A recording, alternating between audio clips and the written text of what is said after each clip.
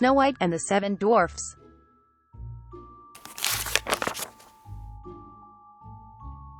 Once upon a time in a faraway kingdom, lived a beautiful and gentle queen. One cold winter day, she was sitting by the window with her needlework when she picked her finger and 3 drops of blood fell on the snow outside. Unfortunately, 1 year later, the queen died. The king soon married again, and his new wife was beautiful, but also vain. Every morning, she asked her enchanted mirror, "Mirror, all-knowing mirror, most beautiful, who in this kingdom is the most beautiful?" Each time the mirror replied, "You are the most beautiful, without a doubt. No one is prettier than you hereabout." Time passed, and one day the mirror said, "A girl who's sweet, beautiful, is lovely and bright. She is prettier than you and her name is Snow White." So the queen said, "I wish for a child with skin white as snow, hair dark as ebony, dyed in the woods, crow's lips red like blood that in my veins flows." Shortly after, the queen wish came true and she gave birth to a lovely girl white as snow, with blood red lips and ebony black hair, and they called her Snow White.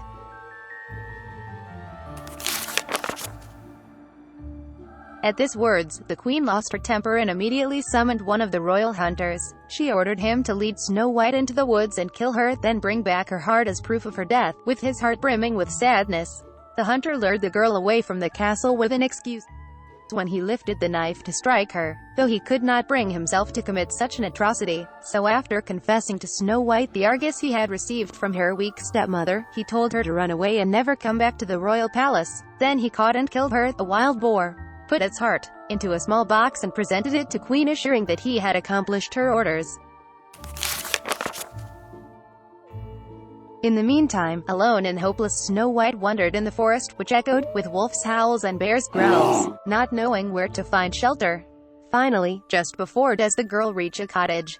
It was either the home of some children or of adults of very modest size because everything was miniature. Snow White entered through the little door there for each hour and found 7 small chairs around a small table laid with 7 tiny plates, 7 teeny forks, 7 miniature knives and 7 minuscule spoons, all extremely tidy.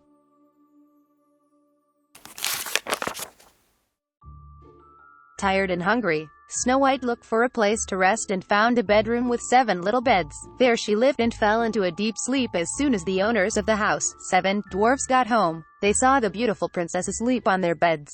They didn't want to wake her, so they watched over her until the morning. When she awoke, Snow White told the 7 dwarfs her misadventures and asked them to host her. The small men agreed happily and swore that they would protect her from the evil queen, cost what it may. That they went past, and every morning after the dwarfs had left for the mines, Snow White swept, tidied the house and cooked delicious supper for her benefactors.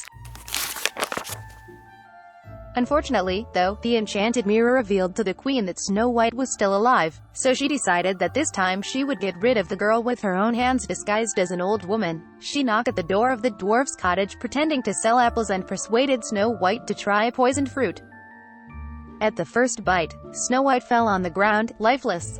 When the dwarfs returned home, they thought she was dead.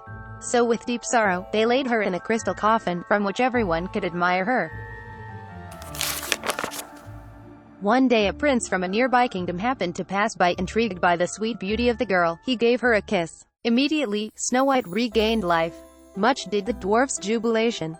The prince, who had fallen in love at first sight with a beautiful and mysterious girl, asked her to marry him, as she agreed with all her heart. The oblivious stepmother was invited to the wedding too. She put on her most expensive clothes, admired herself in her magic mirror and asked, "Mirror all-knowing, mirror most beautiful, who in this kingdom is the most beautiful? To you, my fair queen, I have never lied.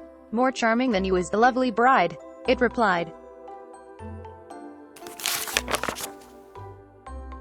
So curious to meet her new arrival, the queen rushed to the castle where the wedding was about to be celebrated. There, she realized that the bride-to-be was none other than her much-hated Snow White.